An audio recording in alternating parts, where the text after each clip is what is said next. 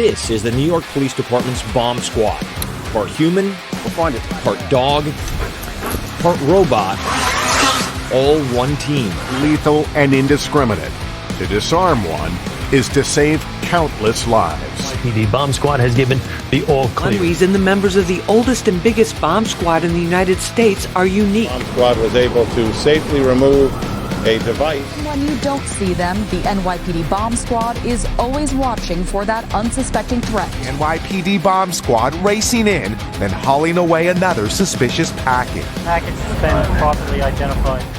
You're listening to Tales from the Boom Room, profiles of the NYPD's arson explosion, Bomb Squad. With the next transmission, I realized what was going on, and the transmission was, I believe, he said, it's not a secondary explosion. It's a second plane into the South Tower. Central, you better notify somebody because New York is under attack.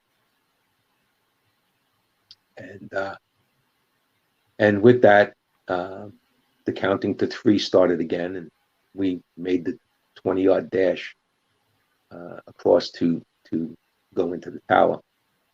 And Roger Mack was there, another great guy. He's another guy into the bomb squad from emergency service, and he's there. He's in front of me, and like I said, Lieutenant Holyfield, and there were a few other guys. And I'm sorry, I can't remember who it was. It was extremely frantic at that point.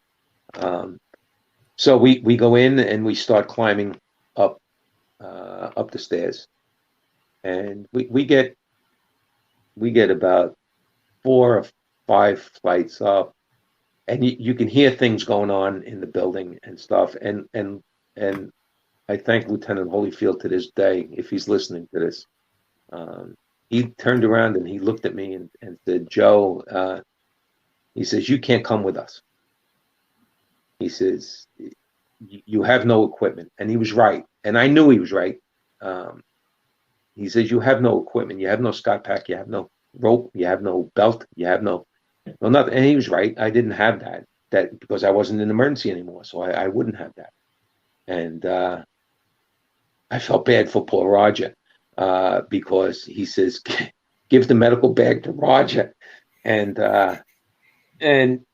Roger just looks at me, because the medical bag isn't light, and that's what I had over my head when we were running across to go into the tower. So Roger, I look at Roger, I go, "Oh, I'm sorry, man." He goes, "Yeah, thanks, Joe." So I throw the medical bag over his back on top of the Scott pack, and they continue to climb. I don't know how far up they got into the building, but they all made it. I went back downstairs now, and there were people milling around. As I came back down the stairs, there were people milling around, not knowing where to go. So I sent them out towards West Street. And like I said to you pre-show, this is not an I, me. This is all team effort and stuff. This was the point where it was pretty much me on my own at this point. So I sent them out towards West Street, and because I knew what they were going to have to run through if they made it and they went out to the right. West Street went out to the left from where we were. And if they went out to the right, they were going to have to go through what I just came through coming in.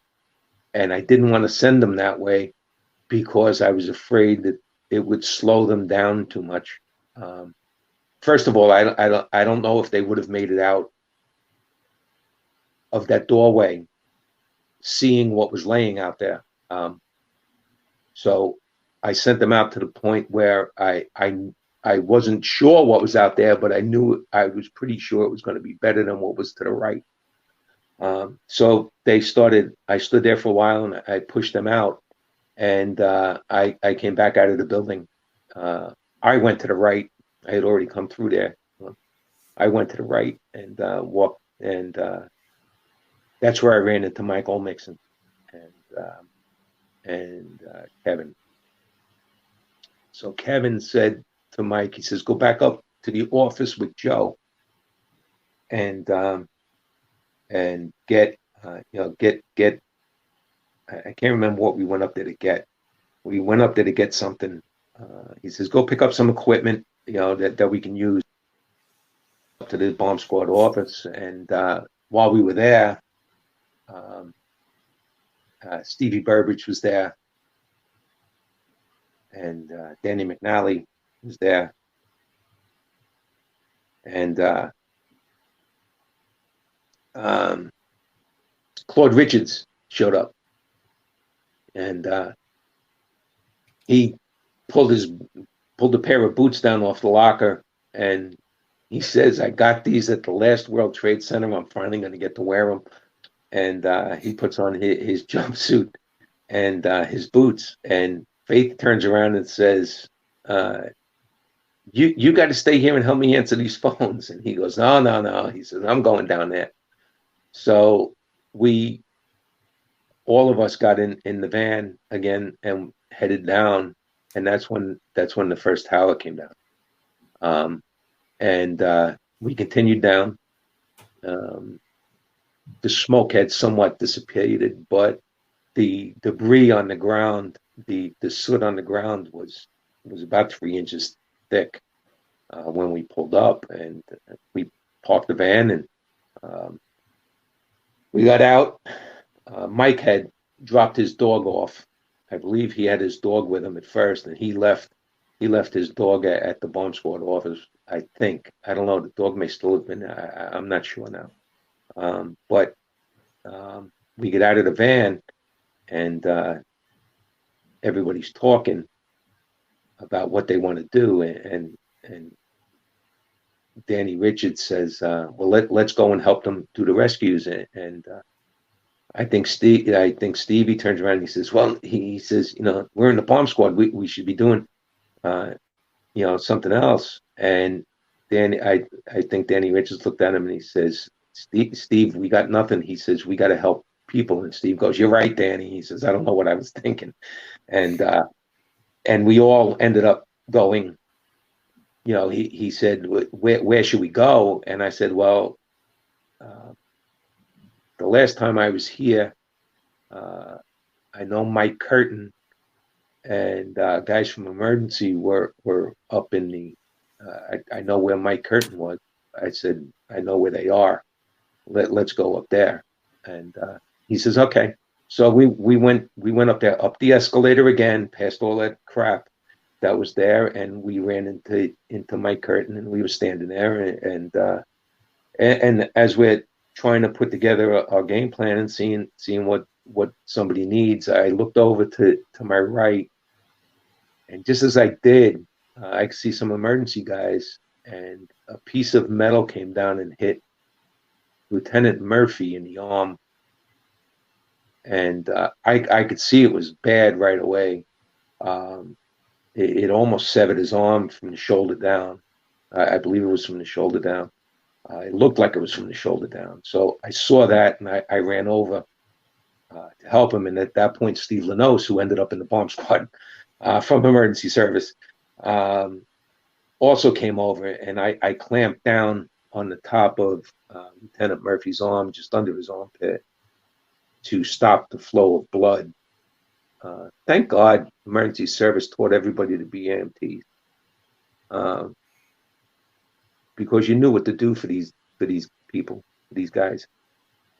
And I clamped down on his arm, and me and Steve walked him down to the street, and we brought him over to an ambulance that had been abandoned. I guess abandoned during the first collapse. And we brought him over to the ambulance and went in the back, and we got some gauze and some wrap, and we started putting his arm back together and wrapping it up the best we could, standing there.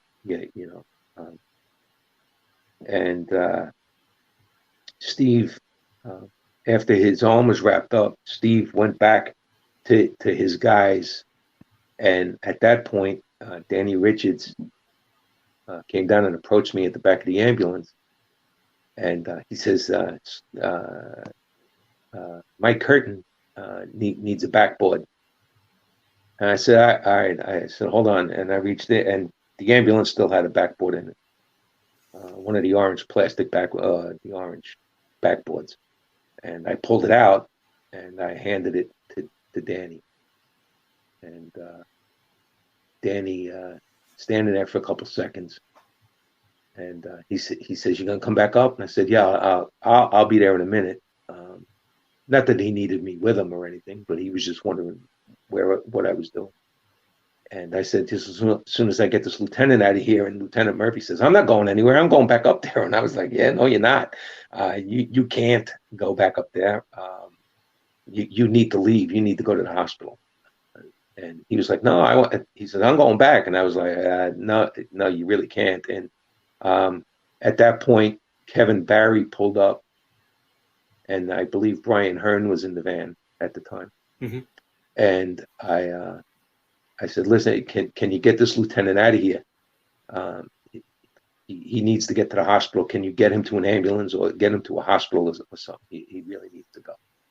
And they said, "Yeah, no problem." And at that, I looked over to my right, and through the hazy dust floating in the air, I saw the orange backboard crossing the street. So I get him situated and into the van, and they take off, and I head over to the escalator to go back up. And as I get on the escalator, you felt a rumble. You felt it before you heard it, and then you could hear the booming of it coming down. You could hear one floor. The booming that everybody keeps saying, all these conspiracy theorists saying that there were other bombs in the building and stuff. They should really put a rubber band around their heads and snap the hell out of it. The booming that they heard, or the floors collapsing on top of each other. The building was doing exactly what it was supposed to do, which was collapse down on top of each other to a certain point, then stop. And that's what they heard. I turned around and started running. By the time I got away from the escalator, the tower was down. The tower was down in 11 seconds. By that time, that dust cloud kicked up, and it mixed with the 3 inches of dust that was already there. So you had twice the dust in the air. You couldn't see your hand in front of your face. And I was running towards, I was hoping I was running in the right direction. You couldn't tell where you were going. I was running back towards VZ and Church Street, which is where I came from. That's where the escalator is on the corner of VZ and Church. And by the time I got to the street, the cloud engulfed me. It was like somebody threw a blanket over my head. And I tucked my head down, and I just pulled my T-shirt out and stuck my face in it to try and catch some kind of air, because every time I took a breath, my mouth would clog with that crap, and my nose would close off. So I stumbled across, and I found the wall, and I went down Church Street in that dust cloud. And all I was saying to myself was, make it quick. If it's going to happen, please make it quick. Don't bury me, please. And then I was going over in my mind, I could picture what somebody's going to say to my wife, yeah, listen, Joe would, I'm sorry to tell you, but Joe was killed at the World Trade Center. Oh, was he stuck in the collapse? No, he smothered to death 4 blocks away because he wasn't smart enough to get the hell inside the building, But there was nowhere to go. I couldn't see where I was. So I actually stumbled my way. I mean, this is what's going through my mind is, you know, how stupid can I be that I smothered to death 4 blocks away from the place? But I get across, I could see a little bit now through that dust. There were ambulances driving out. I don't know how never mind smothering in the dust. I'm surprised I didn't get run over by an ambulance running out of there. And I crossed the street and I felt the building again. Now the dust started clearing a little bit, and I was able to see where I was going. I was heading towards Broadway because Lieutenant Sheehan before that had said that he wanted to meet all the bomb squad guys at City Hall Park. That's where they were supposed to meet up. And that's what I got from Kevin Barry when I put the lieutenant in the van. That's where the lieutenant wanted to meet everybody. And so I started heading towards Broadway, and hopefully in the direction of City Hall Park. And as I'm getting up to Broadway, I look, and I could see 2 taillights flashing on a car. And I make my way over to it, and I open up the passenger side door, and I fall in. And I bring all that dust and crap into the car with me. And I later found out it was a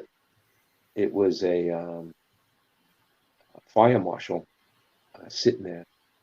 And as I fall in, now I'm spitting this stuff all over his car. And I'm covered in crap, and I can hardly see. And I'm apologizing to the guy because I'm getting his car filthy. It was a Chevy Caprice. Yeah, it's funny the stuff that you remember. It was a Chevy Caprice, but his air conditioning was going, and it felt so good to be in air conditioning, you know. And I looked at him, and his eyes were the size of saucers. When I fell into his car, they were so big. And he looks at me, and he goes, where are you coming from? And I'm like, really? You know, where am I coming from? I said, I'm heading towards City Hall Park. I said, can you tell me if I'm near it? And he goes, well, and this is what he says, don't hold me to it, but the last time I saw it, it was across the street. And I was like, well, thanks a lot. And I go to get out, and he grabs my arm. He goes, where you going? And I said, I got to go. I got to go to City Hall Park. I got to meet my people over there.